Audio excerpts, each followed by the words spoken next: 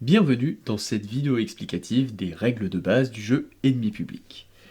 Ici, on va se concentrer sur le mode duel et les règles de base. Si vous souhaitez avoir plus d'informations sur le mode 3 et 4 joueurs ou des règles très techniques sur certaines cartes et interactions entre des cartes, je vous laisse retrouver l'intégralité des règles dans l'onglet dédié à cela sur le site ennemipublic.fr.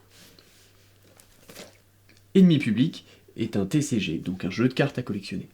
On va réutiliser plusieurs bases de ce type de jeu, notamment la zone de jeu, la main, le deck, la défausse. La particularité d'Ennemi Public, c'est que nous avons un boss. Ce boss est en rouge, il y en a un par deck. Actuellement, dans le deck de démarrage, vous avez Babs contre Drac. Babs et Drac se trouvent au fond de leur deck respectif. Dans un premier temps, pour gagner la partie, il va falloir vider le deck adverse pour dévoiler le boss de votre adversaire. Le boss, à ce moment-là, rentre en jeu, et vous pouvez enfin découvrir sa condition de défaite et y répondre. Si vous remplissiez sa condition de défaite, vous avez remporté la partie.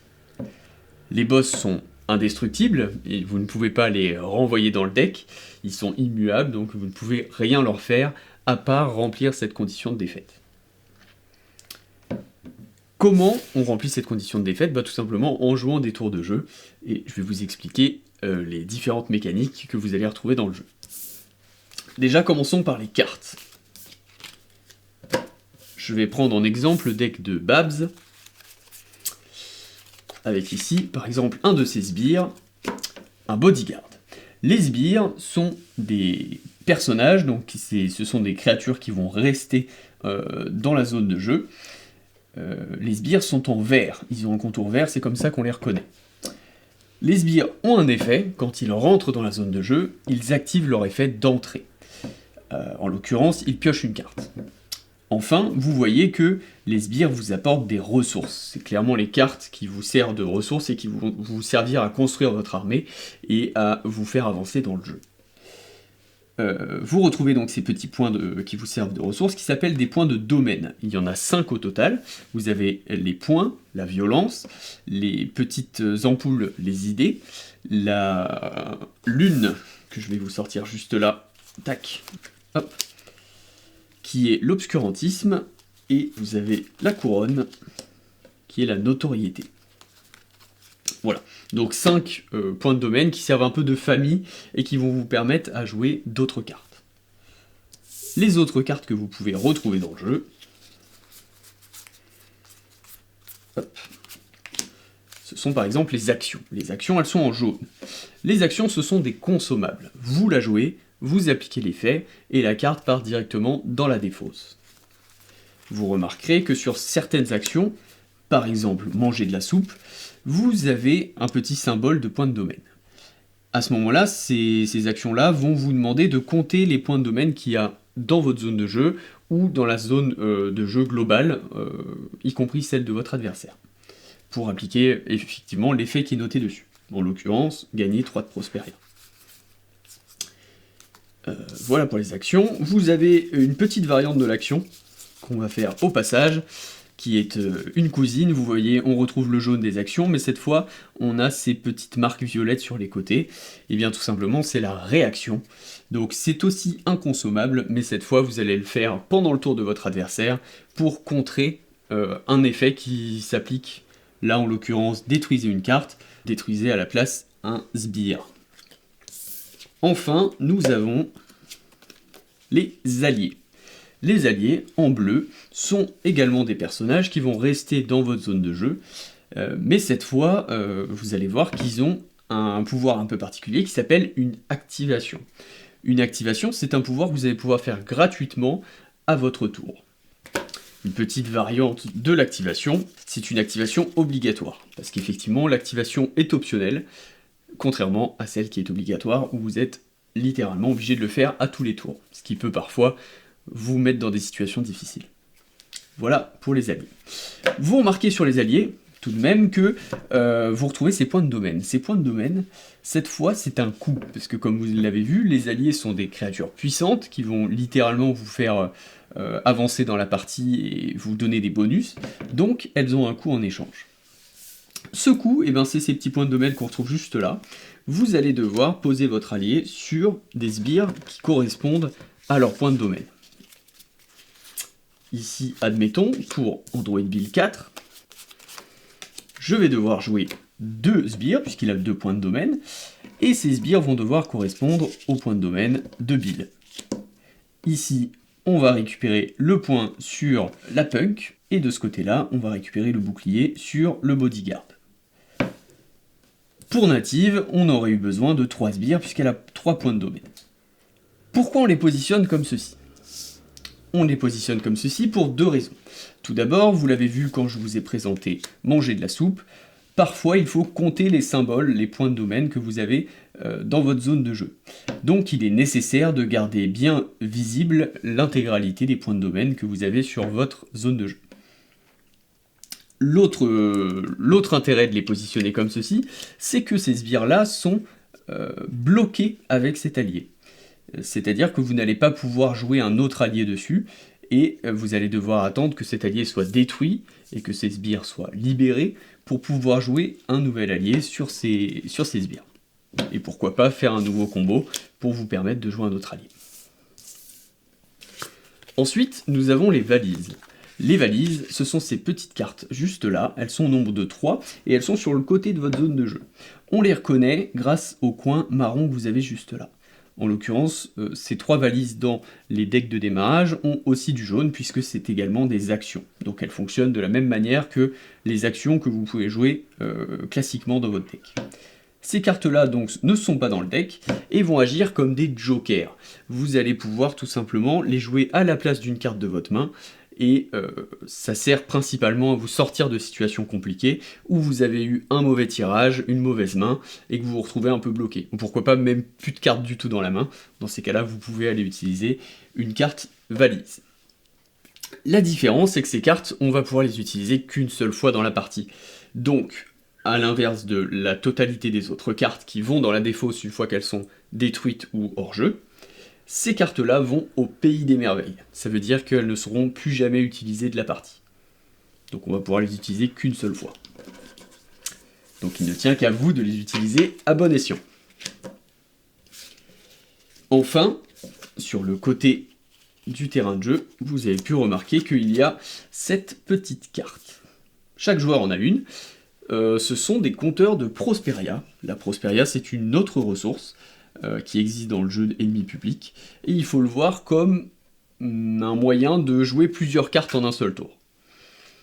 Vous allez voir comment ça fonctionne, mais globalement, si vous voulez jouer une carte supplémentaire, ça va vous coûter 1. Voilà.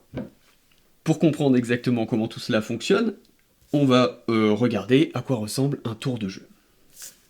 Admettons que ceci, c'est ma main, et que ça, c'est mon deck. Hop. Un tour de jeu se compose de 3 actions. La première action, c'est de piocher une carte gratuitement, et vous l'ajoutez à votre main. La deuxième action que vous pouvez faire à votre tour, c'est de jouer gratuitement une carte de votre main, ou donc de votre valise.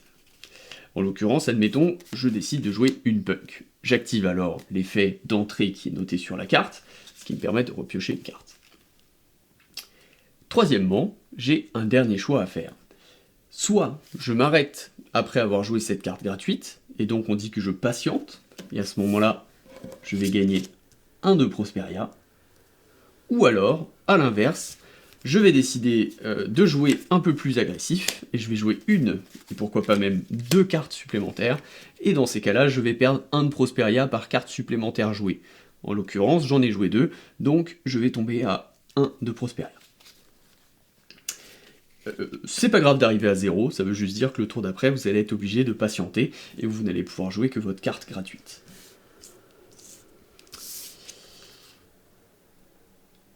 On va voir maintenant l'intégralité des effets que vous pouvez trouver sur les cartes, notamment le lexique que vous pouvez retrouver. Vous avez déjà des effets d'entrée, comme on l'a vu avec les sbires. À l'instant où ça rentre en jeu, vous appliquez l'effet. Vous avez également des effets de sortie, comme vous pouvez le voir ici sur Jaco. On reviendra sur pourquoi il a un petit liseré particulier au moment de la personnalisation des decks. C'est un sbire un peu différent. Mais voilà, vous voyez l'effet d'entrée, vous voyez l'effet de sortie. L'effet de sortie, la carte sort de votre zone de jeu, vous appliquez l'effet. Vous avez le terme Prosperia, donc qui revient, hein, qui représente cette jauge. Vous pouvez en gagner, en perdre, en faire perdre à votre adversaire. Vous avez le terme Défausser. Si vous faites défausser votre adversaire, il va devoir se défausser de cartes de sa main pour les mettre dans la défausse. A l'inverse, Vider, c'est des cartes de votre deck qui partent dans la défausse. Donc, défausser, c'est de la main, vider, c'est du deck, et le dernier terme, c'est détruire. Détruire, c'est de la zone de jeu. Vous choisissez une carte dans la zone de jeu, vous la détruisez, elle part dans la défausse du propriétaire de la carte. Quand vous trouvez le terme gratuitement sur une carte, ça ne veut pas dire que vous pouvez outrepasser les conditions pour la jouer. Ça veut juste dire qu'elle ne coûte pas de Prosperia, et comme la première carte que vous jouez gratuitement à votre tour, elle est donc gratuite. Vous pouvez également trouver l'appellation Pays des Merveilles. Cela fait référence à cette fameuse deuxième défausse qui s'appelle comme ça, Pays des Merveilles. C'est l'endroit où partent les cartes valises quand elles ont été utilisées. C'est la deuxième défausse qui ne se remélangera pas pour reformer votre deck. Elles sont définitivement en dehors du jeu.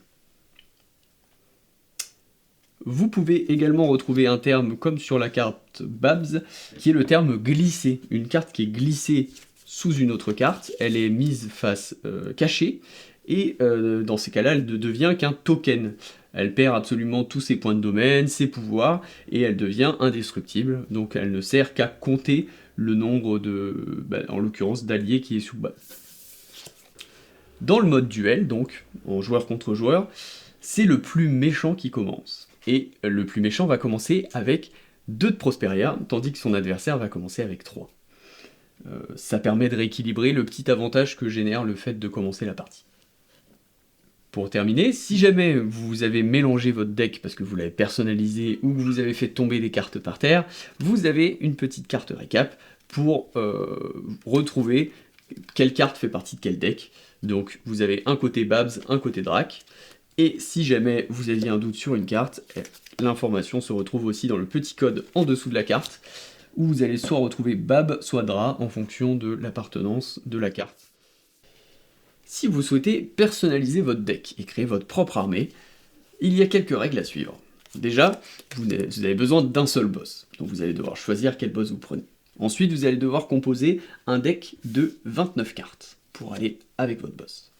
Vous allez devoir prendre 3 valises pour les mettre, pour composer vos cartes Joker sur le côté de la zone de jeu. Et enfin, il y a quelques règles à suivre pour ne pas vous retrouver bloqué face à certains boss, et notamment à leurs conditions de défaite. Vous allez au minimum avoir besoin de mettre 4 alliés.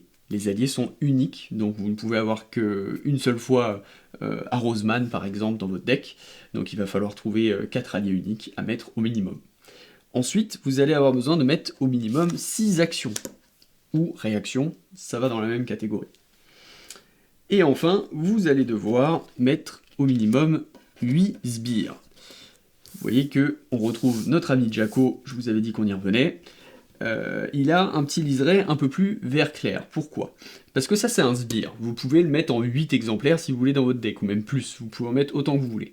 Par contre, Jaco, avec son liseré comme ça, cela signifie que c'est un sbire unique. Et comme les alliés, vous avez le droit de mettre plusieurs sbires uniques tant qu'ils ne portent pas le même nom. Une fois que vous avez votre boss, 29 cartes dans votre deck et vos 3 cartes valises, vous êtes prêt à vous affronter.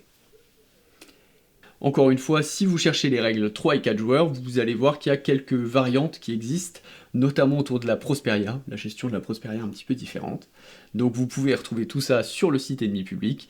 Et si vous avez une question particulière sur est-ce que Thorfinn détruit les cartes qui sont jouées par Ils sont vivants, eh bien vous avez toutes les informations également sur le site pour tous les détails de règles très précis. Et ne vous prenez pas la tête, tout est noté là-bas, donc vous trouverez la réponse et j'espère qu'elle vous sera favorable pour gagner vos parties.